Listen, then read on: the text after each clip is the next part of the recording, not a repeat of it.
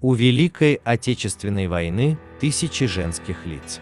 Лиц девушек, ушедших на фронт, учившихся стрелять и перевязывать, копивших деньги, чтобы купить танк, и способных убивать словом, даже если уже нет рук, чтобы держать пулемет.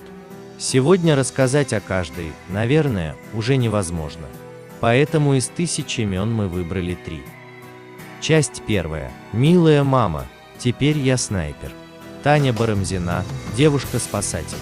8 апреля первый раз я попала на передовую позицию. В этот день я убила 2 фрицев. После первого фрица у меня дрожали руки и билось сердце. Но вскоре все прошло, и у меня появилось желание бить и бить как можно больше. Таня Барамзина была сельской учительницей, вела хоровой кружок, училась в педагогическом институте, работала в детском садике. А потом стала снайпером и пошла на войну.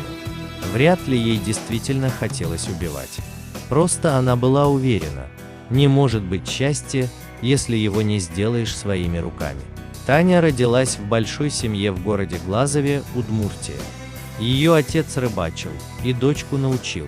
Ее мать ходила в церковь, а в 20-е годы родители торговали хлебом, который сами пекли в русской печи.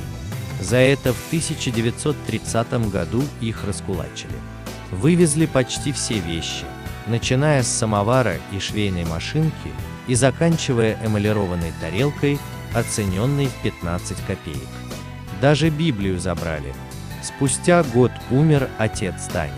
Еще через 2 года у семьи конфисковали дом, и Барамзиным пришлось жить в собственной бане. Таня росла сорванцом. Как-то поспорила с мальчишкой, что быстрее него переплывет местную реку Чепцу, и переплыла.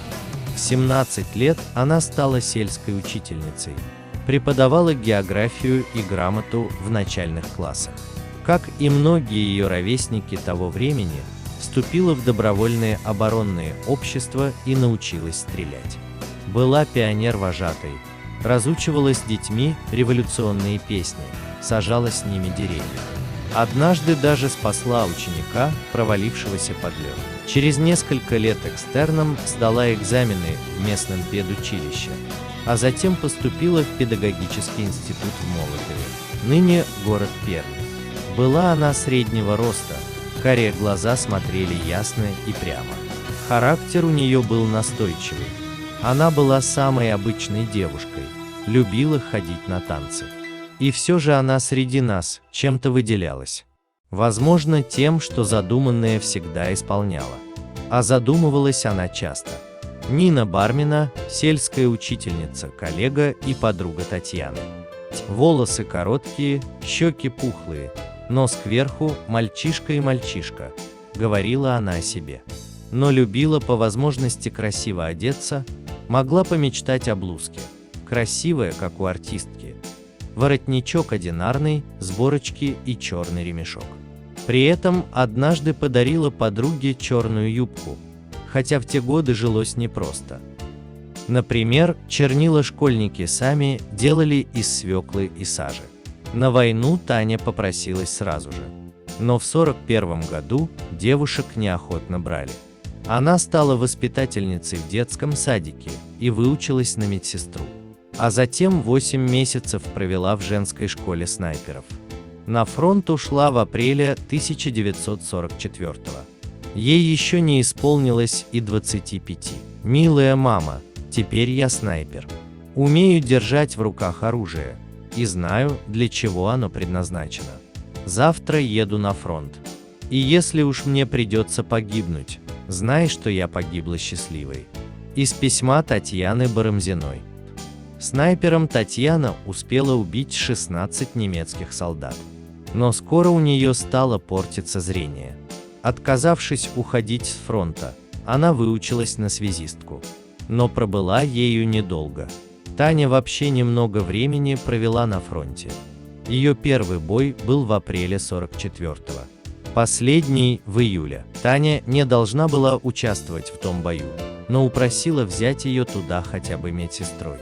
Она до последнего выносила и перевязывала раненых, укрывала их в своей землянке.